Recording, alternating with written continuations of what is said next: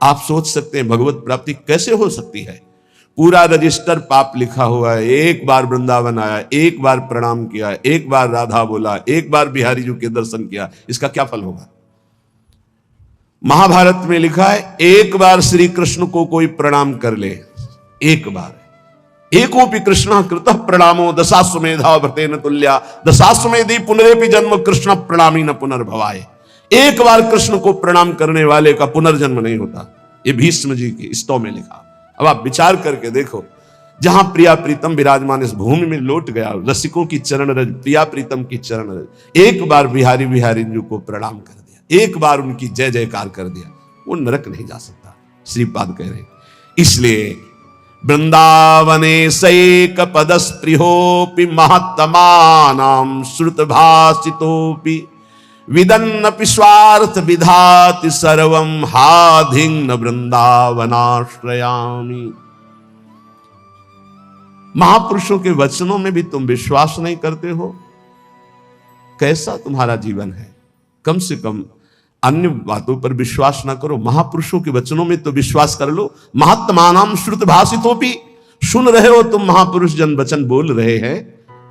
वृंदावनेशैक पदस्पृहोपि, एक बार तो इच्छा कर लो ऐसे वृंदावन में आने की, जहां एक बार आने का, एक बार दर्शन का, एक बार जय जयकार का, एक बार प्रणाम का।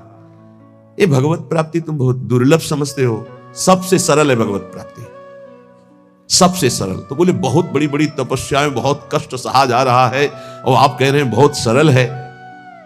तुम्हें बाहरी दिखाई दे रहा कष्ट है, जो तप करता है उसे बड़ा सुख मिलता है। जो वैराग्यवान है उसको भोगी जन कष्ट देखते, लेकिन वैराग्यवान भोगी जनों को कष्ट में देख रहा है, कितने कष्ट में जल रहे हैं। तुम्हें वैराग्यवान कष्ट युक्त लग रहा है कि दिगंबर है या एक लंगूटी लगाए है, भूखा प्यासा है, उसको जो परमानंद है वो ब्रह्मा को भी नहीं है। वैराग्यवान को, फिर बोधवान को, फिर प्रेमी को तो बात ही क्या है। महात्मानां श्रुत भाषितोपि, ये बड़े बड़े महापुरुष जो बोल रहे हैं उससे सुनो। जितने भी संबंधी हैं, जितने भी भोग पदार्थ है, जितना भी ऐश्वर्य है, ये परमार्थ को विध्वंस करने वाला है। परमार्थ को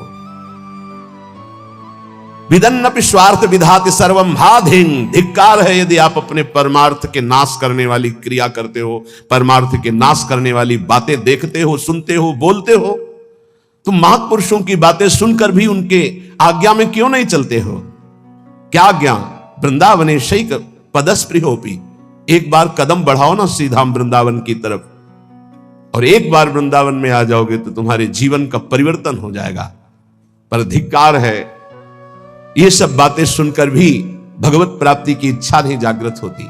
श्रीपाद कह रहे, दिव्यानेक विचित्र पुष्प फलवद वल्ली तरुणाम ततिर, दिव्यानेक मयूर कोकिल सुखाद्यानंद माद्यत खगः, दिव्यानेक सरासरित गिरिवरः प्रत्यग्र कुंजावली, दिव्या कांचन रत्न भूमिरपि मां वृंदावने मोहयत। मुझे मोहित कर रहा है वृंदावन, मोहयत माम वृंदावने मोहयत। देखो देखो, मुझे वृंदावन मोहित कर रहा है। कैसा दिव्य वृंदावन प्रकाशित हुआ। दिव्यानेक विचित्र पुष्प फलवद वल्ली तरुणाम तति, कितने सुंदर सुंदर वृक्षों में कैसी लताएं लिपटी हुई, सुंदर रंग बिरंगे फूल और इतने सुगंधित, दिव्य दिव्य अनेक विचित्र लताएं, वृक्षों का आलिंगन किए हुए दिव्य दिव्य पुष्पों के गुच्छे। भावना करो, ऐसी सौरभ भौरे मतवाले होकर के गुंजार कर रहे हैं, रसीले फल लगे हुए हैं, और दिव्य दिव्य अनेक मोरों के झुंड उन वृक्षों के नीचे नृत्य कर रहे हैं, और शाखाओं पे बैठी हुई कोकिला गान कर रही हैं।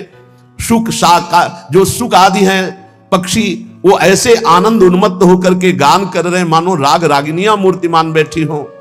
सुख शारिका, दिव्य अनेक अनेक हंस कलरव कर रहे, दिव्य सरोवर, दिव्य नदियां, दिव्य पर्वत, कैसी नवीन नवीन कुंजे और स्वर्णिम कांतिमयी रत्न जटित वृंदावन की भूमि, इसने मुझे मोहित कर दिया। भूमिरपि मां वृंदावने मोहयत, भुवः स्वच्छाश्चिंता मणिभिरति चित्रैर्विरचिता, चिदानंदाभासः फलकुसुम पूर्ण द्रुमलताः, खगश्रेणी सामस्वर कलकलाश्चिद्रस सरित, शरांसी सी वृंदावन मनु मनो में विस्मृतु। अहो मेरा मन विस्मृत अवस्था को, देहातीत अवस्था को प्राप्त हो रहा है।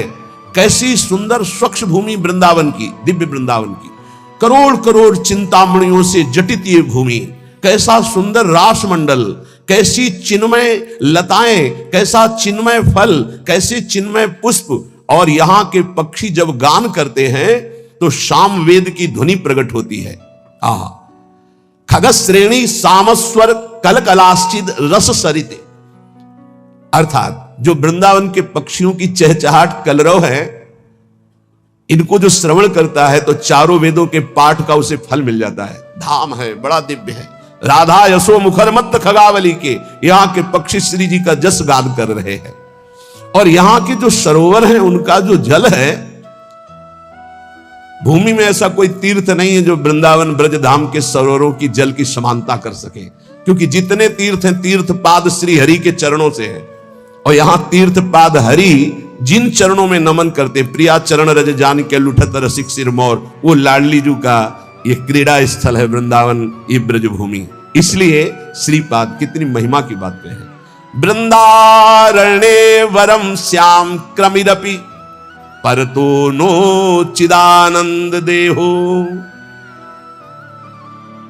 मुझे वृंदावन में नाली का कीड़ा बना दिया जाए, मैं याचना करता हूं, और वृंदावन के बाहर मुझे चिदानंद देह प्राप्त नहीं चाहिए। ये जब वृंदावन की दिव्य महिमा को श्रीपाद जाने तो ये बात कही। ये कैसी कोई साधारण बात नहीं है। ये मानव देह में ऋषि स्वरूप से दिव्य वृंदावन का आनंद ले रहे हैं, तो क्या कह रहे हैं? वृंदारण्ये वरम, मैं श्रेष्ठ मानूंगा, श्याम क्रमिरपि, यदि मुझे कीड़ा बना दिया जाए नाली का, परतरो न चिदानंद देहो, अन्यत्र मुझे चिदानंद देहधारी बना दिया जाए तो मुझे नहीं चाहिए। क्या है दिव्य वृंदावन की अनुपम महामाधुरी। श्री भट्ट देवाचार्य जी कह रहे हैं, यदि वृंदावन के बाहर मुझे हरि भी मिले तो मैं आंख उठा के नहीं देखूंगा। विपिन राज सीमा के बाहर हरि हूं को न निहार, रे मन वृंदा विपिन निहार। यद्यपि मिले कोटि चिंतामणि तो न हाथ पसार। जय श्री भट्ट धूलि धूसर तन, ये आशा उर्धार, रे मन वृंदा विपिन निहार। ए भाई, वृंदावन के बाहर हरि भी हो तो आंख मत लड़ाना, मत आंख उठा के देखना, क्योंकि वृंदावन के बाहर होते हुए चतुर्भुज नारायण रूप हो गए। यही ब्रह्महृद अक्रूर घाट से बाहर होते ही प्रभु का स्वरूप, चतुर्भुज स्वरूप भगवान का अद्भुत वैभव प्रकाशित हो गया। क्योंकि वहीं देखा अक्रूर जी ने कि अनंत शेष सैया पर शयन करने वाले चतुर्भुज नारायण, वही शेष जी बलराम और वही भगवान नारायण हरि रूप। तो हमारे जो द्विज मुरली मनोहर वृंदावन विहारी नवनिवृत्त निकुंज से पधारे, वो यही हैं, कभी एक कदम भी बाहर नहीं गए। वृंदावन परित्यज्य पाद में कम न गच्छति, ये एकांतिक रहस्य भगवान का प्रेमी जनों के सिवा और कोई नहीं जानता। भगवत रसिक रसिक की बातें रसिक बिना को समझ सके ना। श्रीपाद कह रहे हैं, जहां श्री भट्ट देवाचार्य जी कह रहे धूल धूसर तन, बस ये सबसे बड़ी उपलब्धि है। वृंदावन की रजल शरीर में लगी हो और प्राण छूट रहे हो राधा राधा राधा, तो वो बात बनेगी जो बड़े बड़े योग साधना से नहीं बनती। इसीलिए कह रहे आंख उठा के बाहर मत देखो, धैर्य पूर्वक समय काट लो, इसी रज में प्राण त्याग दो। वृंदारण्ये वरम श्याम, वरम माने श्रेष्ठ होता है। मेरे लिए सबसे श्रेष्ठ बात क्या होगी कि यदि मुझे वृंदावन में कीड़ा बना दिया जाए। क्रमीरपि परतो न चिदानंद देहा, बाहर मुझे कहीं चिदानंद देह भी मिले तो मुझे नहीं स्वीकार है, वृंदावन में मुझे कीड़ा बनना स्वीकार है। रंकोपि श्याम तुल्य परमहीन परत्राद्भुतानंत भूति, यहां मुझे रंकोपि बहुत गरीब दरिद्र बना के रखा जाए तो मैं रहना पसंद करूंगा, लेकिन वृंदावन के बाहर मुझे अनंत विभूतियों का स्वामी बना दिया जाए तो मैं रहना पसंद नहीं करूंगा। धाम में मैं महान दरिद्र बन करके रहना। रंकोपि श्याम तुल्य परमहीन परत्राद्भुतानंत भूति, वृंदावन में नाली का कीड़ा बनकर रहना चाहूंगा, बाहर चिदानंद रूप नहीं धारण करना चाहूंगा। वृंदावन में बहुत दरिद्र गरीब बनकर रहना चाहूंगा, लेकिन बाहर विभूति संपन्न होकर महावैभवशाली नहीं रहना चाहूंगा। शून्यो पिश्यामि श्री हरि भजन लवेनाति तुच्छार्थ मात्रे लुब्धो नान्यत्र गोपी जन रमण पदाम भोज दीक्षा सुखेपी। गजब कर दिया। वृंदावन में एक सेकेंड के लिए भी भजन ना हो तो मुझे कोई परवाह नहीं। लव शून्यम शून्य पिश्यामि हरि भजन लवे नाति। एक क्षण पूरे जीवन भजन ना हो तो मुझे कोई परवाह नहीं। काफी अच्छा लग रहा होगा, नहीं लग रहा? यही समस्या है। इन महापुरुषों के हृदय की बात को समझना थोड़ा कठिन है। देखो, जिसको इतना वृंदावन से प्रेम हो, भजन बिना रह कैसे सकता है? हमको ही बता दो, कैसे रह सकता है? भजन का मतलब क्या होता है? जिससे अधिक प्यार होता है उसका चिंतन होता है। इनको वृंदावन से प्यार है तो वृंदावन की गोद में प्रिया प्रीतम खेल रहे हैं। ये प्रिया प्रीतम के बिना एक सेकेंड नहीं रह सकते। इनके प्राण निकल जाए, ये जी नहीं सकते। अभी आपने ऊपर सुना कि तुम महापुरुषों की बातों को सुनकर धारण क्यों नहीं करते हो? देखो वृंदावन कैसा चिदानंद रूप प्रकाशित करता है। अभी सुना आपने? ये तो कुंज निकुंजों की शोभा में जो विहरण करने वाले हैं वो प्रभु, क्या वो श्रीपाद को नहीं दिखाई दे रहे? ऐसे महापुरुष जैसे हरिराम व्यास जी करे, काहू के बल भजन को काहू के आचार व्यास भरोसे कुंवरी के सोवत पांव पसार। तो लगता है इनको भजन से मतलब नहीं। भैया, इनका रोम रोम भजन में है। महापुरुषों की बातों को समझना। वृंदावन में जो कबहू कछुक भजन नहीं होए, रज तो उड़ी लागे तने पीवे यमुना तोए। यमुना जी की पावन स्पर्श करती हुई लहरों को जो वायु और रज को लेकर जो वायु बिना भजन कराए छोड़ेगी। चलत फिरत सुनियत यह श्री राधा वल्लभ लाल, ऐसे वृंदा विपिन में बसत रहो सब काल। ये 25-26 वर्ष पहले की बात कह रहे हैं। यहां हार्न नहीं बजा सकते थे आप, स्कूटी का या कार का हार्न नहीं बजा सकते। खिड़की खोलो, राधे बोलो, जो ए राधे मार्ग दीजिए, ऐसे। और जैसे पहला शब्द रिक्शा वाले से बात करना है तो राधे, वो उत्तर देगा तो राधे। धीरे धीरे प्रभाव बदल रहा है, आधुनिकता का ऐसा प्रभाव बदल रहा है। नहीं, ये देखा है, यहां हार्न नहीं दिया जाता था, यहां राधे राधे बुलाया जाता है। ये धाम है। धीरे धीरे वो जैसे हवा चलेगी तो फिर आएगी ना। तो आधुनिकता की हवा चली हुई, इतनी बाढ़ आ रही है आधुनिकता की कि नाम छूटता जा रहा है। ये धाम है। मथुरा में यहीं से केवल सीमा पार हो, मथुरा में जय श्री कृष्ण, वहां आपको सुनाई दे। वहां जय जय श्री राधे अगर कोई बोलेगा तो वृंदावन का होगा, जय श्री कृष्ण। ये केवल महामहिम धाम, इस महापरा विद्या राधा नाम की गूंज हो रही है यहां। श्रीपाद कह रहे हैं, लव माने बहुत छोटा समय होता है। जीवन में लव भर भी भजन ना हो तो मुझे कोई परवाह नहीं। इसका मतलब समझ रहे हो? वृंदावन वासी का वास ही बहुत बड़ा भजन हो जाता है। भजन के 4 अंग हैं, नाम रूप लीला धाम। रूप का चिंतन नहीं हो रहा, नाम जप नहीं हो रहा, लीला चिंतन नहीं हो रहा, तो धाम में हो। 4 अंग हैं भजन के। अब जो धाम में है उसे नाम अपने आप पकड़ लेगा। देखो वृंदावन का प्रभाव सुनो। ये भजन कराए बिना रह ही नहीं सकता आपको। हिया फिरे स्वार्थ आपने भजन गए फिरे बाह। उद्दंडता मत ले आना अपने मन में ये बात सुन करके। ये निष्ठावान महापुरुषों की जो चरम निष्ठा है, वो भजन की स्थिति ऊपर है। वो कर नहीं रहे, हो रहा है उनका भजन। वो उनकी स्थिति को समझना है। कह रहे लव मात्र हरि भजन ना हो तो भी मुझे कोई परवाह नहीं। नाली का कीड़ा बना दो, बाहर चिदानंद होकर नहीं रहना चाहता। वृंदावन में टुकड़े मांगकर जीऊंगा, गरीबी दरिद्रता से निवास करूंगा, पर बाहर विभूति संपन्न मैं महान वैभवशाली नहीं होना चाहता। वृंदावन में एक लव मात्र के समय का भी भजन न हो तो मुझे कोई परवाह नहीं। आजीवन वृंदावन अखंड वास करूंगा। अब जो आगे की बात कह रहे हैं बहुत होश से समझना है, नहीं तो गड़बड़ हो जाएगा। कह रहे हैं लुब्धो नान्यत्र गोपी जन रमण पदाम्भोज दीक्षा सुखेपी तुच्छार्थ मात्रे। तुच्छार्थ कहते हैं भोगों को, तुच्छ अर्थ जिनका निकलता भोग। यदि मेरे हृदय में तुच्छ भोगों की लालसा जागृत है तो भी मैं वृंदावन में ही रहूंगा। उसका अर्थ दूसरे रूप में, अगर उसको भावार्थ में लिया जाए तो मैं विषयी होकर वृंदावन में रहना पसंद करूंगा, भजनानंदी बनकर बाहर नहीं। मैं दरिद्र होकर वृंदावन में बसना पसंद करूंगा, वैभवशाली होकर बाहर नहीं। मैं नीच कीड़ा बनकर रहना पसंद करूंगा, चिदानंद देह नहीं। और कह रहे हैं लुब्धो नान्यत्र, मैं कहीं लुब्धायमान नहीं हो सकता।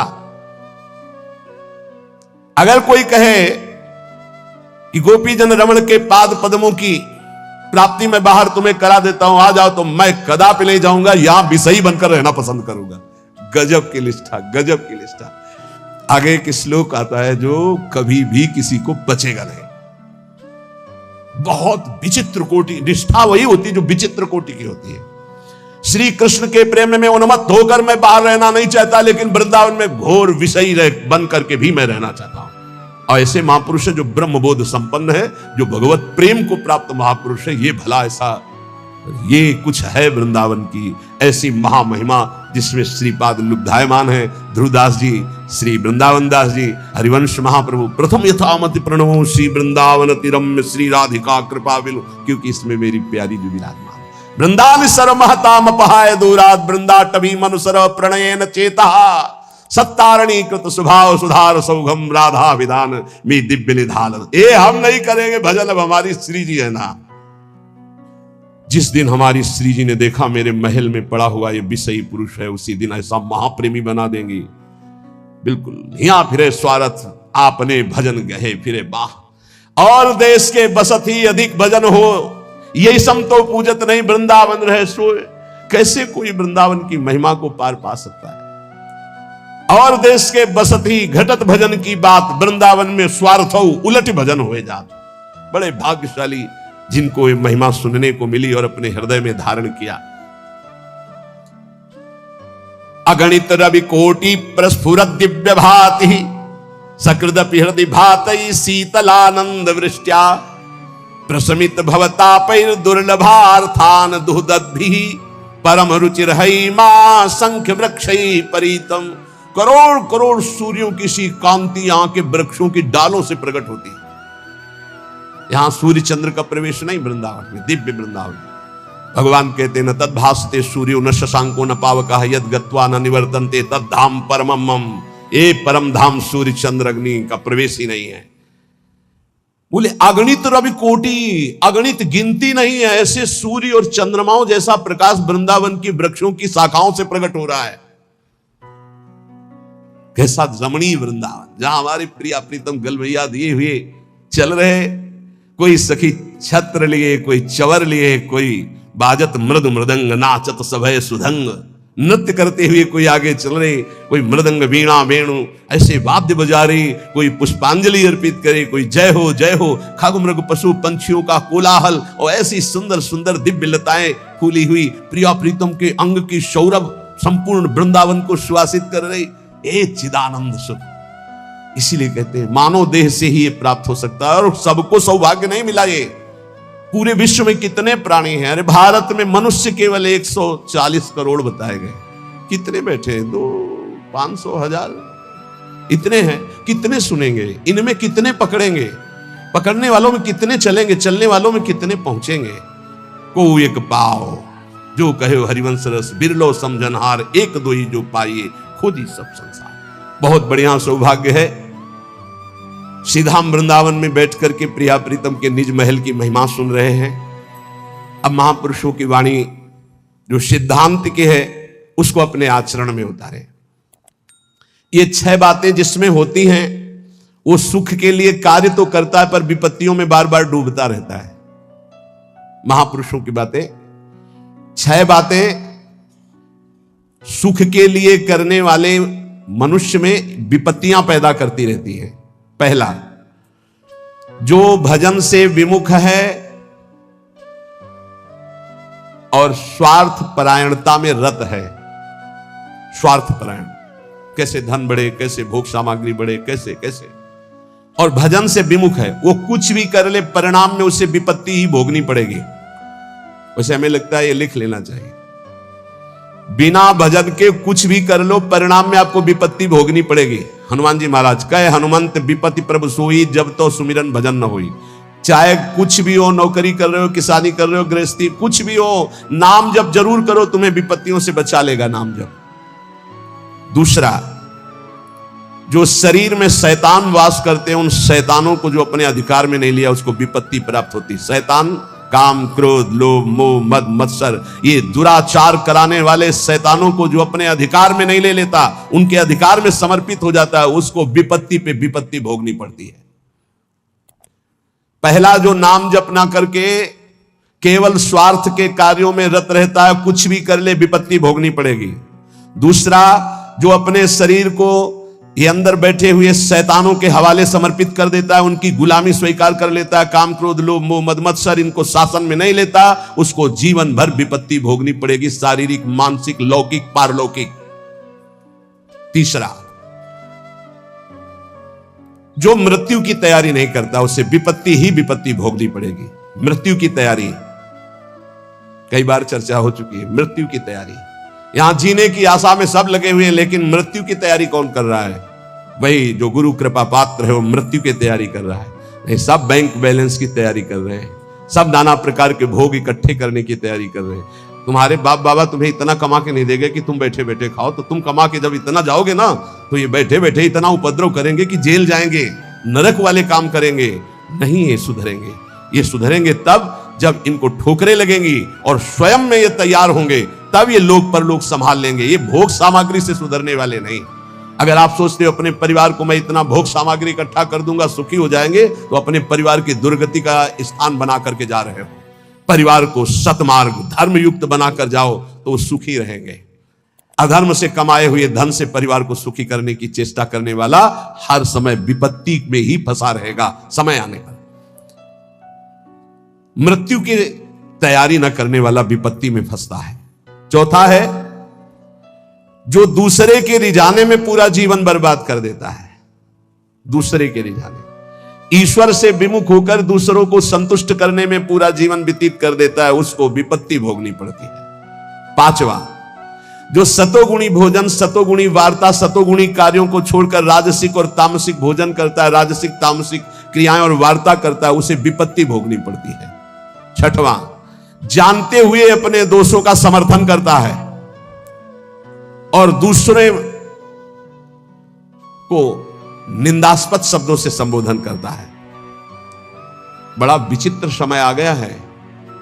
कल एकांतिक में कह रहे थे कि हजारों लोग जिस बात को आप मना करते हैं उसका सपोर्ट कर रहे हैं, तो फिर हम उसी बात को मानेंगे जिसे हजारों लोग, तो हजारों लोग गलत करें तो हम गलत को गलत नहीं बोलोगे, सपोर्ट करने लगोगे।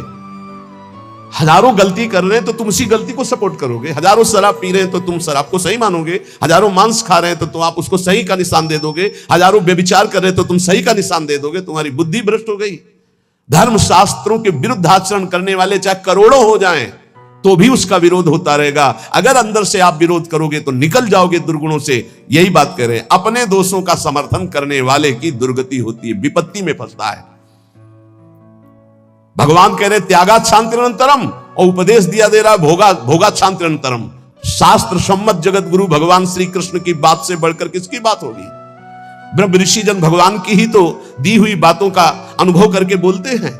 ये कौन सी रीति चल गई है? मनमानी आचरणों को साधना कहा जाता है। अपने दोषों का समर्थन करके उसे कहा जाता है वो पुराने जमाने की बातें थी, अब ये बातें माननी पड़ेगी। नहीं, ये 6 बातें जिनमें हैं उनको विपत्ति भोगनी पड़ेगी। करते सुख के लिए परिणाम दुख मिलता है। जो आनंद की प्राप्ति करना चाहते हैं वो जगत में नहीं है, वो प्रभु में है। इसलिए सहनशील बनो। आए हुए अंदर काम वेग को, क्रोध वेग को, लोभ के वेग को सहना सीखो। जो सहन करता है वही साधक है। जो सहन कर जाता है वही महात्मा है।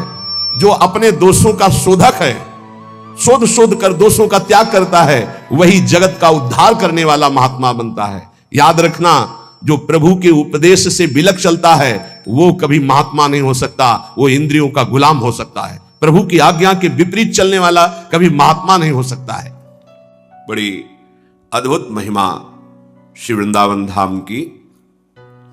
इस संसार के विषयों में जो गाढ़ आसक्त है, गाढ़ आसक्त जैसे विशाल दलदल में कोई फंस जाए, और उसके पास कोई निकालने वाला नहीं है।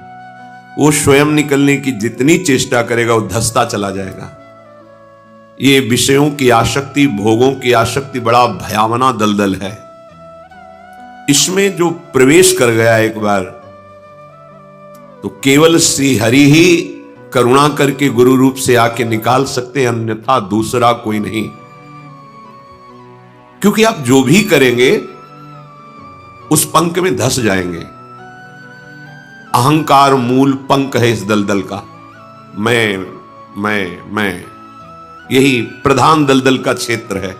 इसी से सारे विकारों का समुदाय हृदय को घेरे हुए है। संस्कृति मूल, आवागमन का मूल है ये देहाभिमान। इसी में सारे दोष रहते हैं। जब हम गुरु चरणों का आश्रय लेते हैं तो सबसे पहला दमन इसी अहंकार का होता है, जिससे सारे दोष अपने आप नष्ट होने लगते हैं। जो घोर विषय है, बहुत ध्यान से सुनने योग्य बात है। कह रहे हैं गाढ़ा शक्ति मता मपीह विशेष स्वत्यंत निर्वेदतो। जो घोर विषय भोगी जीव है, लाडली जी की कृपा से यदि उससे वृंदावन का आश्रय मिल जाए और वास मिल जाए, तो कहते हैं उसे वो परम पद प्राप्त होगा जो बड़ी बड़ी साधनाओं से नहीं होता। घोर विषयी को कोई आश्चर्य की बात नहीं, बिल्कुल आश्चर्य नहीं करना, क्योंकि एक साधारण पारसमणि लोहे को ना बना देती है, तो श्रीधाम वृंदावन तो चिदानंद प्रिया प्रीतम का प्रेम महल है। जैसे प्रिया प्रीतम महामहिम, वैसे ही वृंदावन महामहिम, बिल्कुल अंतर नहीं। पर आपकी पकड़ सच्ची होनी चाहिए। पकड़ सच्ची नहीं होगी तो प्रयास करने वाला आपको निकालना चाहेगा, आप थोड़ा भी विपरीत दिशा में ताकत लगाएंगे तो आप निकल नहीं पाएंगे। हम लोगों की हालत यही है कि हमें गुरु कृपा प्राप्त है, आराध्य देव की अहेतुकी कृपा प्राप्त है, पर हम अपने आप को विषयों की तरफ, विपरीत दशा की तरफ घसीट रहे, निकालने में सहयोग नहीं दे रहे। इसीलिए हमारे हृदय के विकार हमको नष्ट कर रहे। देखो, एक तरफ धाम है, एक तरफ विषय है। विषय प्राप्ति के अवसर पर आप धाम को पकड़ते हैं या विषय को? निर्णय आपके ही हृदय में कि आप महान किसको समझते हैं। एक तरफ श्यामा श्याम का स्मरण है, एक तरफ भोग सामग्रियां हैं, भोग क्रियाएं हैं। अब आप किसको पकड़ते हैं, श्यामा श्याम के स्मरण को या भोग क्रिया को? बस अपनी योग्यता हृदय में समझ लीजिए कि आप कहते जरूर हैं कि हम भक्त हैं, हम शरणागत हैं, हम उपासक हैं। किसके? बोले श्यामा श्याम के। तो एक तरफ श्यामा श्याम है, एक तरफ विषय है। आप किसकी तरफ जाते हैं? अगर विषय की तरफ तो झूठे हो, तुम कपटी हो, दंभ कर रहे हो। श्यामा श्याम को इतना लघु समझ लिया। ना धाम निष्ठा, न गुरु निष्ठा, न नाम निष्ठा, न वेश निष्ठा, न इष्ट निष्ठा, तो काहे को शरणागत हो? केवल वाणी से बोलने से बात थोड़ी बनेगी। हृदय में प्रमाणित होना चाहिए, बाहर प्रमाण की जरूरत नहीं है। आपके सामने एक तरफ संसार के भोग रखे जाएंगे और एक तरफ श्री जी। आप किधर कदम बढ़ाते हैं ये देखना है। यदि आपने वृंदावन को पकड़ लिया, एक बार आपको पकड़ना होगा, फिर वृंदावन आपको पकड़ेगा नहीं, बांध लेगा। आप जी नहीं सकते वृंदावन के बिना।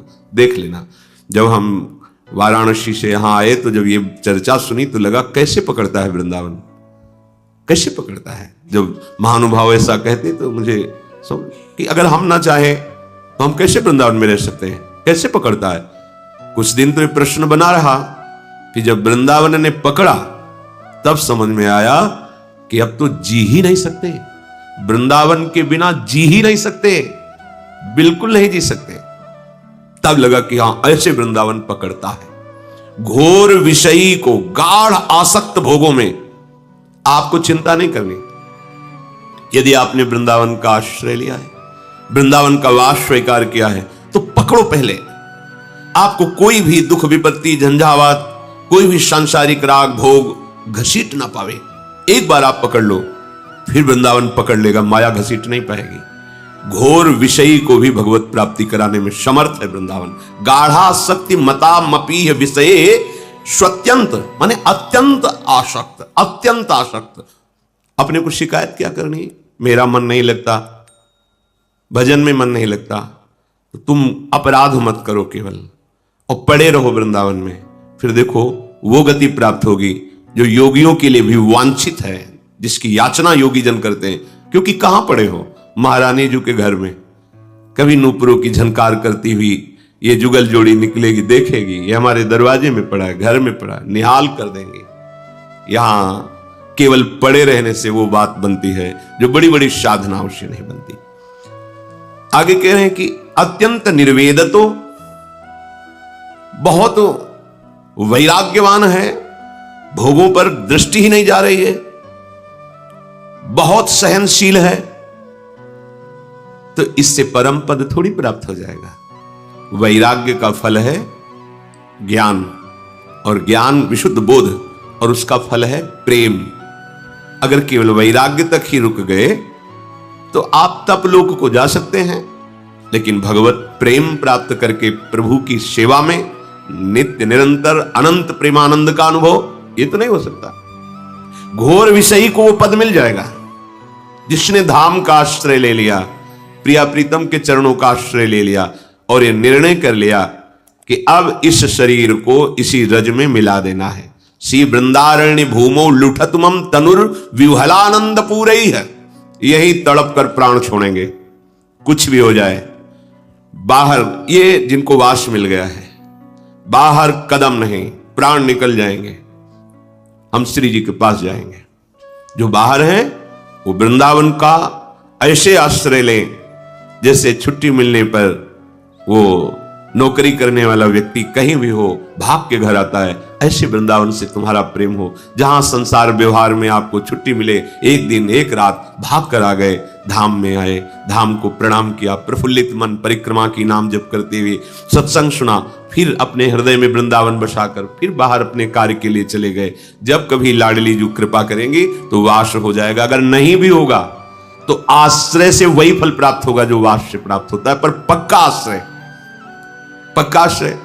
4 दिन की छुट्टी हुई, चलो ना अमुक तीर्थ चलते हैं, नहीं, अब हमारे पास तो एक ही रास्ता रह गया है, केवल वृंदावन। भाग भाग के वो वृंदावन देख रहा है, वो माँ है, वृंदाटवी माँ है, वो देख रहे, ये हम पे आश्रित है। बस वृंदावन के युगल चंद श्यामा श्याम का प्रेम निश्चित आपके हृदय में स्फुरित हो जाएगा। जीते जी अगर आपको अनुभव नहीं हुआ तो शरीर छूटने के बाद जो जहां का होता है वहीं पहुंचा दिया जाता है। आप वृंदावन के हैं, श्यामा श्याम के आश्रित हैं, आपको धाम में ही लाया जाएगा, अन्यत्र नहीं। बहुत वैराग्य है, बहुत सहनशीलता है, पर धाम से, नाम से, रूप से, लीला से वंचित हृदय है, खास कोई बात नहीं। बहुत योग का ज्ञान है आपको, बहुत अष्टांग योग की पद्धति से आप चल रहे हैं, लेकिन प्रभु के नाम में प्रीति नहीं, प्रभु के धाम में प्रीति नहीं। गोस्वामी जी कहते जोग कुजोग और ज्ञान अज्ञानु जान राम प्रेम पर धानु। अगर प्रेम प्रकाशित नहीं हुआ तो जोग ही जोग क्या, वो ज्ञान अज्ञान ही है, वो जोग कुजोग ही है। श्रीपाद कह रहे हैं योगे समुद्योगी नाम, योगी जन जो बहुत प्रयास करके समाधि को प्राप्त होते हैं, बड़ी दुर्लभ स्थिति होती है। संप्रज्ञात समाधि, असंप्रज्ञात विचक्षणा समाधि, संकल्प युक्त समाधि और संकल्प रहित समाधि। लेकिन इन समाधियों से करोड़ों गुना बढ़कर के प्रेम समाधि होती है। सेवा परायण चलता फिरता दिखाई दे रहा है, पर हृदय की स्थिति निरंतर प्रेम विकल होकर अपने आराध्य देव, ये समाधि अत्यंत दुर्लभ समाधि। जो योगी जन बड़ा उद्योग करके अपने चित्तवृत्ति का निरोध करके समाधि को प्राप्त होते हैं, उससे कई गुना बढ़कर महासुख भरी समाधि ये वृंदावन प्रदान करता है। जैसे कोई फिसल जाए ऐसी दशा होती, अचानक कोई शब्द, कोई चिंतन, कोई बाहरी क्रिया एकदम पूरे अंतःकरण को फिसला करके एकदम प्रेम में डुबो दिया। अब उसके निकलने की सामर्थ्य नहीं है, तुम्हें जो साधारण शब्द दिखाई दे रहा है उसी ने उसे प्रेम में डुबो दिया, विकल हो गया। अब चेष्टाएं हो रही, न बाह्य शुद्ध है, न यंत्रवत चेष्टाएं हो रही। ये समाधि जिसे स्वामी जी महाराज श्री हरिदास जी कहते हैं, चित इत उत न डुला, आओ समाधि भीतर आओ। इस समाधि को, ये समाधि वृंदावन प्रदान करता है। ब्रह्मानंद रसैकलीन मनुष्याम, जो एकमात्र ब्रह्मानंद को प्राप्त हो गए हैं, उनके भी मन को अधीन करने की सामर्थ्य वृंदावन धाम में है। बड़े बड़े ब्रह्मानंद में छके हुए महापुरुष ब्रह्मानंद रस को लघु करके इस प्रेम रस के अधीन हो गए। शुकाचार्य भगवान सुखदेव जी एक श्लोक पहला सुना, बरहा पीडम नटवर बपू। हमारे वृंदावनाधीश्वर के इस रूप का, सौंदर्य का केवल श्रवणेन्द्रिय से श्रवण करके भाव में पान किया तो उन्मत्त हो गए, ब्रह्मानंद रस छोड़ करके रूपानंद में आसक्त हो गए, प्रभु का स्वभाव सुना विकल हो गए। ऐसा ये रूप है। महारानी जी का रूप सौंदर्य और महारानी जी के समीप विराजमान श्री लालजू का रूप लावण्य, अद्भुत अद्भुत। तो ब्रह्मानंद को प्राप्त, यद्यपि बहुत कठिन है ब्रह्मानंद, कोई साधारण नहीं है। ज्ञान क पंथ कृपान की धारा परत खगेश लगे नहीं बारा, जो निर्विघ्न पंथ निर्वाही सो कैवल्य परम पद लाही। लेकिन वो ब्रह्मानंद फीका हो जाता है जब वृंदावन अपना आनंद प्रकाशित करता है। तो ब्रह्मानंद रसई कलीना मनसाम, और कोई गोविंद पादाम्बुज श्री कृष्ण के दास्य भाव से युक्त है। पर जब वृंदावन कृपा करता है तो माधुर्य रस ऐसा प्रदान करता है कि जो सुख दास्य भाव में है उससे कई गुना बढ़ करके सुख प्रभु के माधुर्य श्रृंगार रस में है। ये श्रृंगार रस प्रदान करने वाला वृंदावन है।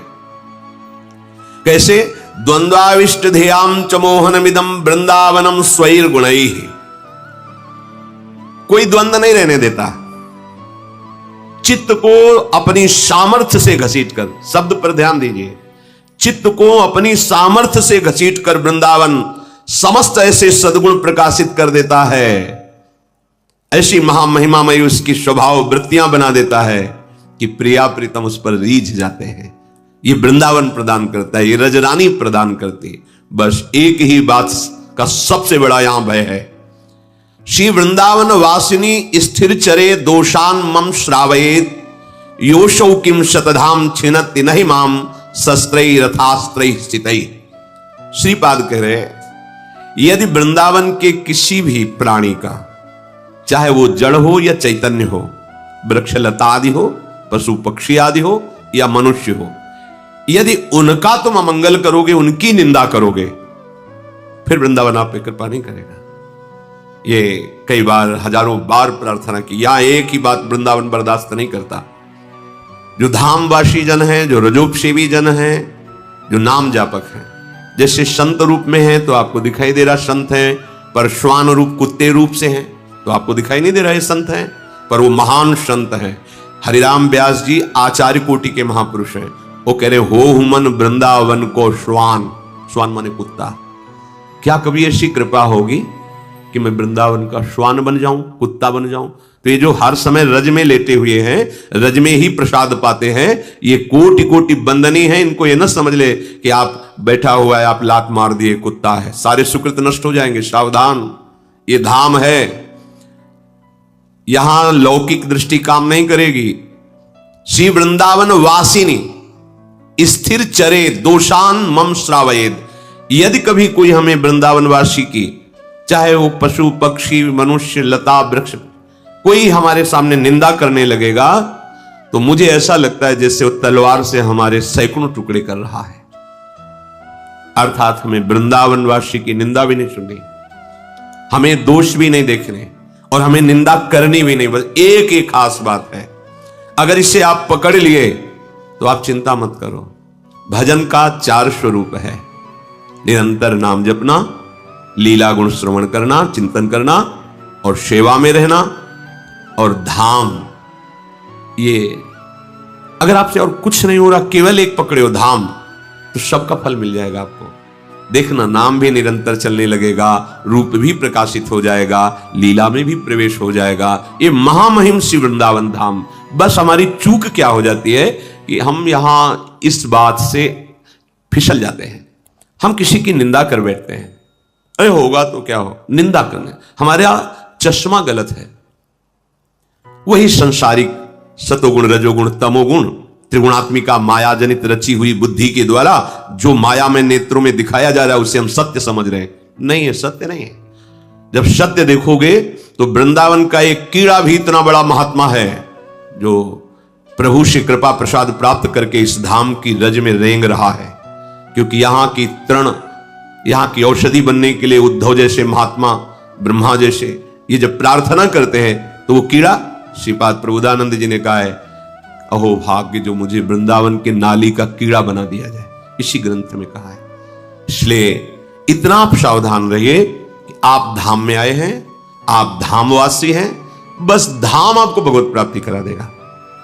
एक बस स्वभाव छोड़ दीजिए, किसी की निंदा यहां अगर कोई तुम्हारे सामने कर रहा हो, कान में अंगुली डालिए, राधा राधा राधा राधा राधा राधा राधा राधा, और उसका चेहरा पहचान लीजिए, दोबारा उसका सानिध्य स्वीकार मत कीजिए। ना किसी की निंदा करना है, ना किसी की निंदा सुनना है, ना किसी के दोष दर्शन करने। अगर यहां दोष दिखाई दे रहा है तो मुझे अपने अंदर लौटना है कि मेरा चश्मा खराब है। महापुरुषों से सुना है और भगवत कृपा से बात समझ में भी आई है कि आपकी जैसी दृष्टि है वैसी ही सृष्टि दिखाई देगी। जाकी रही भावना जैसी, प्रभु मूरत देखी तिन तैसी। अगर आप भावना करेंगे संसार, तो यही आपको संसार दिखाई देगा।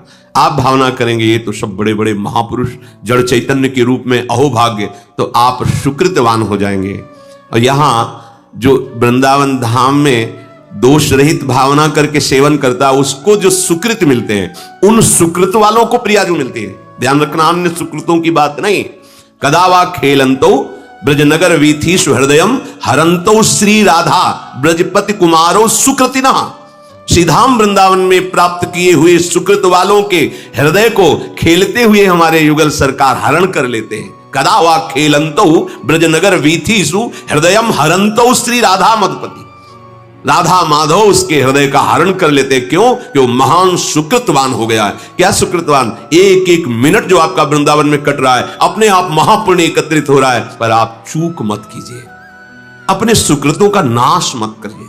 किसी की निंदा करना, दोष दर्शन करना, निंदा सुनना, ये बड़ा पाप है यहाँ का। धाम में वैसे कहीं भी नहीं करना चाहिए, पर धाम में तो बस इस बात से आप बच जाओ। और अगर जो गलतियां हैं, कमियां हैं, तो देखो कह रहे हैं, गाढ़ा शक्ति मता मपीह विषय स्वत्यंत निर्वेदताम। गाढ़ भोगों में आसक्ति है, पर उसने वृंदावन वास स्वीकार कर लिया, वृंदावन का आश्रय ले लिया, पार हो जाएगा, उसे परम पद मिल जाएगा। धाम बहुत सामर्थ्यशाली, बहुत कृपामय है। हमें ऐसे धाम में बैठकर भक्त और भगवान की चर्चा करने और श्रवण करने का सौभाग्य मिला। हम प्रभु के पावन चरित्रों का श्रवण करें और उनमें जो लीलाओं में उपदेश है, उन्हें अपने आचरण में उतारें।